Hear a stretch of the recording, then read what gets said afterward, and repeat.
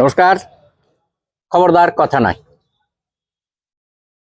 উমাকান্ত মাঠ থেকে আজকের মূল বিষয় সেটা হচ্ছে যে চ্যাম্পিয়ন্স ট্রফিতে ভারত বাংলাদেশের যে ম্যাচ গেছে সেটা নিয়ে আমরা আলোচনা করব। কিন্তু ইতিমধ্যে উমাকান্ত মাঠে এসেছে, সেই সম্পর্কে একটুখানি বলে রাখি যে এই উমাকান্ত মাঠে আগামী 24 তারিখ থেকে জাতীয় পুলিশ ফুটবলের আসর বসছে। এখানে আমাদের কাছে যা খবর 45টি দল ইতিমধ্যে এসে গিয়েছে। শুধু ইনফরমেশনটা দেওয়ার জন্য মূল বিষয়টা যেটা হচ্ছে, আমরা চ্যাম্পিয়ন্স ট্রফি নিয়ে এর আগের দিনও আমরা আলোচনা করেছি।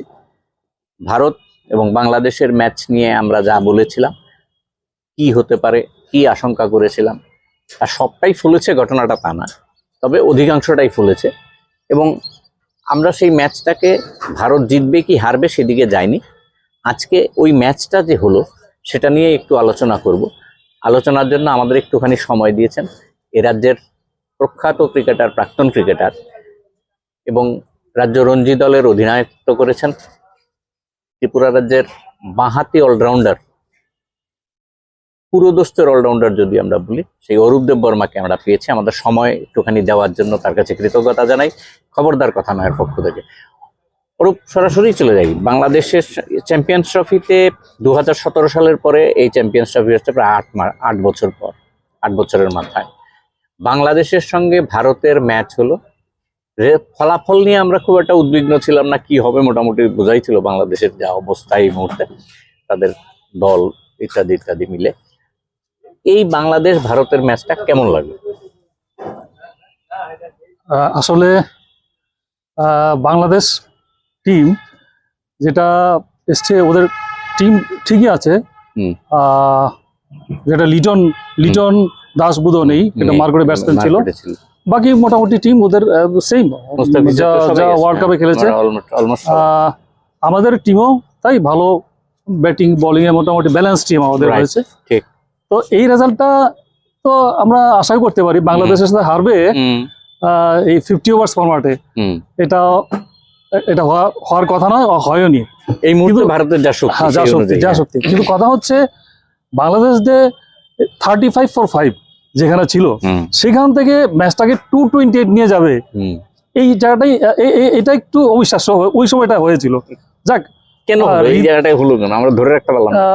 এই জায়গাটা দেখো, সময় তো মনে হচ্ছিল 35-5, ওই সময় একটা ভাইটাল একটা ক্যাচ মিস করলো, যেটা অক্ষর প্যাটেল হ্যাট্রিক হয়ে যায়।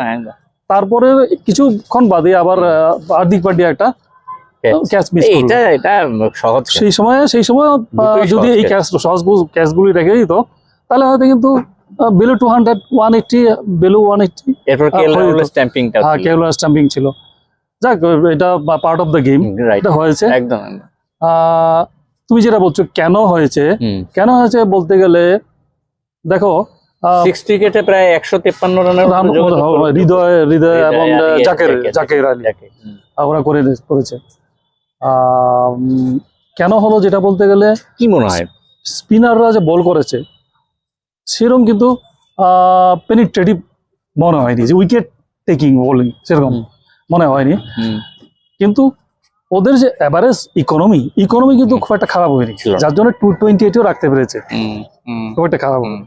কিন্তু একটু কোশ্চেন এসে যাচ্ছে, স্পিনাররা যদি এইরকম বল করতে থাকে তাহলে কিন্তু বড় টিমের সাথে, ধরো সাউথ আফ্রিকা, নিউজিল্যান্ডের সাথে কিন্তু একটা কোশ্চেন মার্ক এসে যাবে, যে এরকম বল করলে হয়তো আর একটু রান বানিয়ে নিতে পারে বড় টিম। এই গ্রুপে তো নিউজিল্যান্ড ভালো, দুর্দান্ত টিম। প্রথম ম্যাচে 320 রান, 2 সেঞ্চুরি, ভালো টিম, ওদের ফিল্ডিং ভালো। তো আশা করা যায় নিউজিল্যান্ডের সাথে একটা ভালো ম্যাচ হতে পারে ইন্ডিয়ার।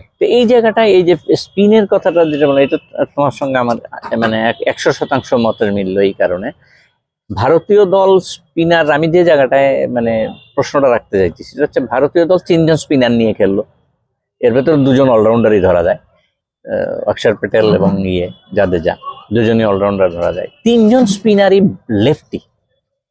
বাঁহাতি স্পিনার একজনকে কমিয়ে একটা যদি ডানহাতি স্পিনার রাখা যেত, তাহলে কি এফেক্টিভ বেশি হতো বলে মনে হয়? হ্যাঁ, দেখো ভারত কিন্তু একটা অ্যাসেসমেন্ট করে ওদের যে গেম প্ল্যান এবং ওদের যে স্ট্রেংথ স্পিনিং স্ট্রেংথ কিন্তু ভালো। পেস বোলার আছে এবং বুমরা যায়নি। হ্যাঁ, তারপর ওই যে জাহির খান তুমি বলো, আগারকার, ইরফান পাঠান, তারপর আরো পেস বোলার আছে না, ওই সময় যেরকম পেস প্রডিউস করছিল পেস বোলার ভারত, এখন কিন্তু সেই জায়গায় নেই। বুমরা বাদে সামি প্রায় শেষের দিকে প্রায় সেরকম পেস বোলিং এ নাই। কাজে এখন যে মেইন স্ট্রেংথটা হচ্ছে বুমরা বসে যাওয়ার ফলে একটা ফাঁক সৃষ্টি হয়েছে মনে হয়। এখন যেটা হচ্ছে স্পিনিং স্ট্রেংথটা কিন্তু ইন্ডিয়ার ভালো, এবং যে স্পিনাররা নিয়ে গেছে স্পিনার অলরাউন্ডার ব্যাটসম্যান, তো ব্যাটিং স্ট্রেংথটা কিন্তু অনেক বেড়ে গেল। রাইট, ঠিক আছে।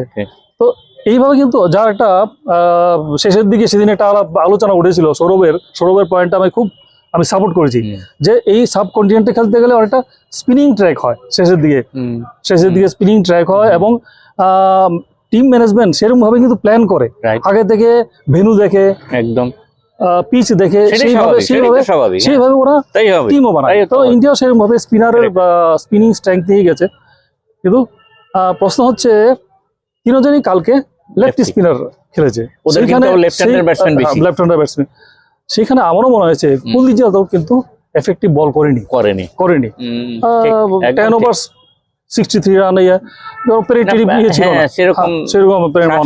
সেই জায়গায় কিন্তু আমারও এসে হচ্ছে পরের ম্যাচে হয়তো বরুণ চক্রবর্তী ইনক্লুশন হয়ে যেতে পারে। বরুণ চক্রবর্তীকে যদি ইদানিং বরুণ চক্রবর্তী দারুণ পারফরম্যান্স বল করছে, তাহলে বরুণ চক্রবর্তী দলে থাকলে কি অনেক বেশি এফেক্টিভ হতো বলে মনে হয়? ডেফিনেটলি, কারণ বরুণ চক্রবর্তী এই এখন যে ক্রিকেট খেলছে আর কি ইদানিং টি20 বলো, IPL বলো, ঘরোয়া ক্রিকেটে বলো, বরুণ চক্রবর্তী এই লাস্ট যে টি20-তে বরুণ চক্রবর্তী ভালো গেল, ওয়ার্ল্ড কাপ টি20-তে।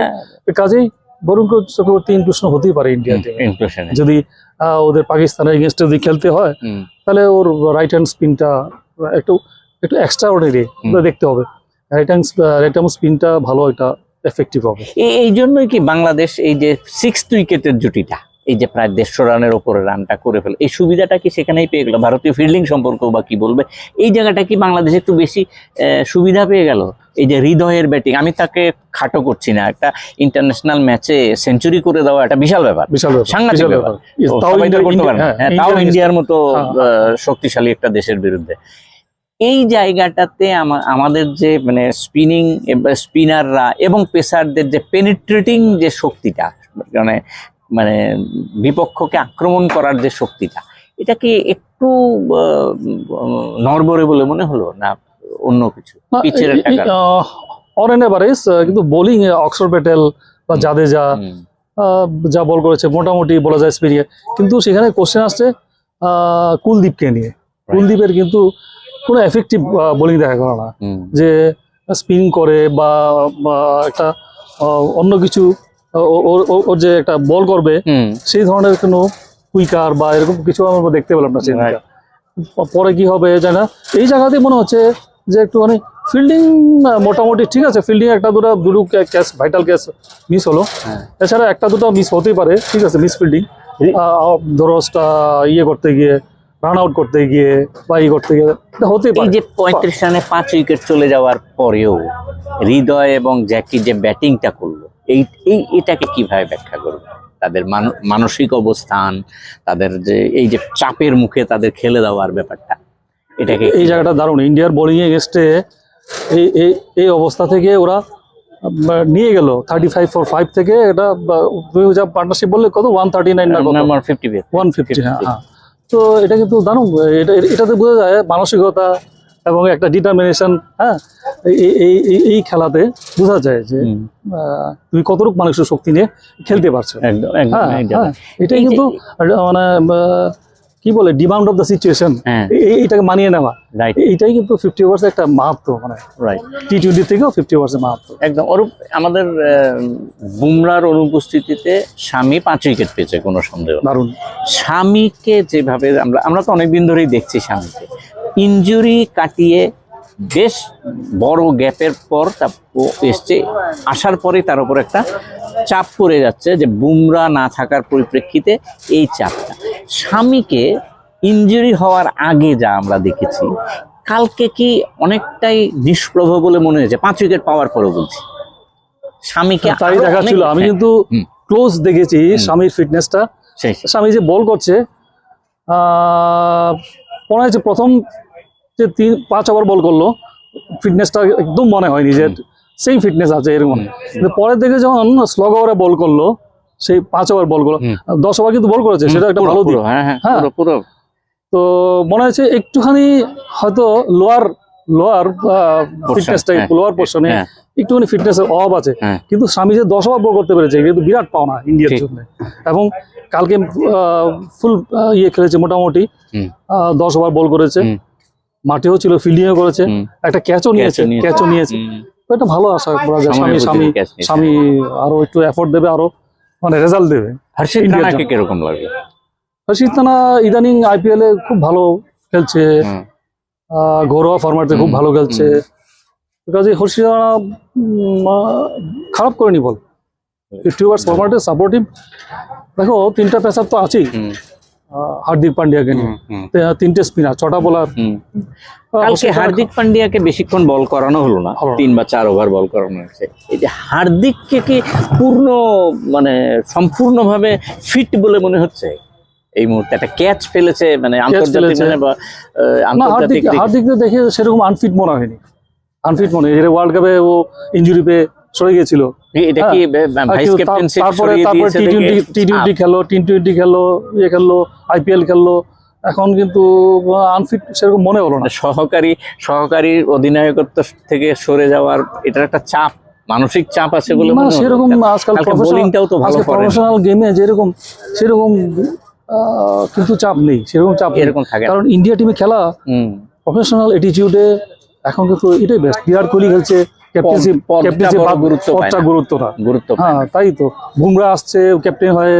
হ্যাঁ, কাজেই অ্যাজ এ টিম ইন্ডিয়া খেলছে, সেখানে কিন্তু আর ইগো ভাব নেই যে আমি ভাইস ক্যাপ্টেন ছিলাম। একদম। আরেকটা বিষয়, ইন্ডিয়ান ব্যাটিং, রোহিত শর্মা এবং বিরাট কোহলি। রোহিত শর্মার কালকে ব্যাটিং, এর আগে একটা সেঞ্চুরি করে ইংল্যান্ডের বিরুদ্ধে একটা সেঞ্চুরি লাস্ট ম্যাচে। হ্যাঁ, রোহিত শর্মার যে ব্যাটিং, এই ব্যাটিং মানে যদি আমরা সাদা বাংলায় বলি, রোহিত শর্মা এখন কি ব্যাট করছেন না শুধু বল মারার জন্য যাচ্ছেন? এই যে তার সিদ্ধান্তগুলি, রোহিত শর্মা ফর্মে নেই সেটা কিন্তু আর বলতে পারছি না। যে গেম প্ল্যানিং তুমি তো জানো, যে পাওয়ার প্লে ফার্স্ট 10 ওভার, প্রথম 2 ওভার কিন্তু ফার্স্ট 10 ওভার ভালো ছিল না। মোটামুটি দেখছিল কিভাবে অ্যাডজাস্ট করা যায়। ফার্স্ট নিউ পিচে খেলা, নিউ ভেন্যুতে খেলা, এটা একটু অ্যাডজাস্ট করার চেষ্টা করছিল। কিন্তু রোহিত শর্মা যেটা প্ল্যানিং, যেটা পাওয়ার প্লেতে ম্যাক্সিমাম রান বাড়িয়ে নেওয়া, এজ এ ক্যাপ্টেন ওর উপর একটা প্রেশার আছে। ওর খেলার ধরনটা কিন্তু এরকম, যদি আমি রানটা বেশি করে দিতে হবে পাওয়ার প্লেতে, দেখুন কাকে কিন্তু পাওয়ার প্লেতে কিন্তু খারাপ রান করেনি। 10 ওভারে 69, ঠিক 69-এ কিন্তু রোহিত আউট হয়েছিল। তো মোটামুটি রোহিত খেলছে, একটু মানসিক চাপ আছে ক্যাপ্টেন হিসাবে, পারফরমেন্স তো করতেই হবে। যেটা মনে হচ্ছে রোহিত থেকেও বিরাট কোহলি কিন্তু সত্যি চাপে আছে মনে হচ্ছে। বিরাটের ডু অর ডাই সিচুয়েশন, আমাকে খেলতেই হবে। কিছু রান করলো, বল কত বেশি নিল, এটা ঠিক বিরাট কোহলিকে আমরা ঠিক আগে যেরকম দেখতাম, একটু আন্ডার প্রেসারে খেলছে। But he is a team man, Virat team man, planning করে, মাঠেও দেখা যায় ক্যাপ্টেনকে হেল্প করতে, এটা কিন্তু আমরা দেখছি। রোহিত শর্মা, বিরাট কোহলি, এরপরে চলে যাওয়ার মানে দ্যাট ইজ অক্ষর প্যাটেল, সব পরপর উইকেট পড়ে যাওয়ার পরে শুভমান গিলের ব্যাটিং, এই যে উইকেটে পড়ে থাকলেই যে রানটা পাওয়া যায়, আমরা একটা সময় থিওরিটিক্যালি বুঝতাম যে উইকেটে থাকো তাহলেই রান পাওয়া যাবে, অনেকটা কি তাই? শুভমানকে কেমন? দারুণ, তুমি তো জানো 50 ওভার ফরম্যাট, তুমি ক্রিকেট খেলেছো, আমরা খেলেছি। এই 50 ওভার ফরম্যাটে কিন্তু মানে তোমার কিন্তু পারফরমেন্স, তোমার ডিটারমিনেশনটা ধরা পড়ে। তুমি যে স্ট্রাগল করছো, তো ডিমান্ড অফ দ্য সিচুয়েশনে তুমি কিভাবে খেলবে। কালকে শুভমান গিল কিন্তু সেরকম ভাবে প্রমাণ করলো, উইকেট পড়ছে, ও বুঝছে যে কোনো সময় হ্যাভক হতে পারে, একটা চাপ হয়ে যেতে পারে, যে কোনো সময় কোলাপস হতে পারে, অন্য ব্যাটসম্যানটা পরে ব্যাটসম্যানটা হয়তো খেলতে পারলো না, কিন্তু ও বুঝছে আমি 1 and আমাকে ধরে রাখতে হবে, একদম আমার খেলে যেতে হবে, টিমটা পুরোটা নিতে গেলে আমার খেলতে হবে। ও কিন্তু তাই করলো। হ্যাঁ, ওই সিচুয়েশনে এরকমই খেলা ঠিক ছিল, এবং সত্যি মানে শেষ পর্যন্ত থেকে যাওয়াটা, এটা থেকে যাওয়া এবং উইদাউট এনি চান্স এত দারুণ ক্রিকেট খেললো সে, দেখার মতো, এটা শিখার মতো। এই জায়গায় দাঁড়িয়ে পরের ম্যাচ হচ্ছে পাকিস্তানের সঙ্গে। হ্যাঁ, এই যে আইয়ার কে দলে নেওয়া হয়েছে, যা শোনা যাচ্ছে ঋষভ পন্থকে বসিয়ে ওকে আনা হয়েছে, শ্রেয়স আইয়ারকে। শ্রেয়স আইয়ার তো খেললো, শ্রেয়স আইয়ারকে আনা হয়েছে ঋষভ পন্থের জায়গায় প্র্যাকটিক্যালি। এখানে ঋষভ পন্থ আছে টিমে, হ্যাঁ ঋষভ পন্থ টিমে আছে, 11তে নেই। ঋষভ পন্থকে জায়গায় যে নিয়ে আসা হলো, ঋষভ পন্থ এখন পাকিস্তানের বিরুদ্ধে এই মুহূর্তে ভারতীয় এই দলের কি কোনো পরিবর্তন মনে করছো কিনা? না, উইনিং টিম একটা ম্যাচ খেলে নিয়েছে নতুন পিচে, নতুন ভেন্যুতে। আমার মনে হয় না, কারণ কোশ্চেন আসছে শুধু কুলদীপের পজিশনটা নিয়ে।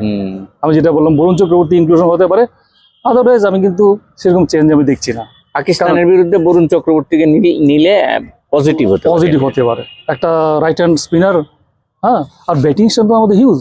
কালকে অক্ষর প্যাটেল খেললো, পান্ডিয়ারও আগে ব্যাটিং অর্ডারে। এই জায়গাটাকে কিরকম মনে করছো? অক্ষর প্যাটেলকে কেএল রাহুলের আগে ব্যাট করতে পাঠানো কালকে আমার মনে হয়েছে, জানো, তুমি তো বুঝতে পারছো, মনে হয়েছে কেএল রাহুল যদি তুমি টেল এন্ডার পজিশনে খেলে এজ এ ব্যাটার, পান্ডিয়া ওর থেকে ভালো bat, experience batter, KL Rahul batter, আমার মনে হচ্ছে সেখানে অক্ষর প্যাটেলকে একটু দেখে না, ওই জায়গাতে ওই সিচুয়েশনে কি খেললো, কত করতে পারে, আরো কতক্ষণ খেলতে পারে, পরবর্তী ম্যাচে স্ট্র্যাটেজি ঠিক করে না। এবং এই জন্য ওকে গড়সড় হওয়া, মানে মাঠের সাথে পিচের সাথে, এই জন্য আমার মনে হয় এটা টিম ম্যানেজমেন্ট একটা প্ল্যান ছিল।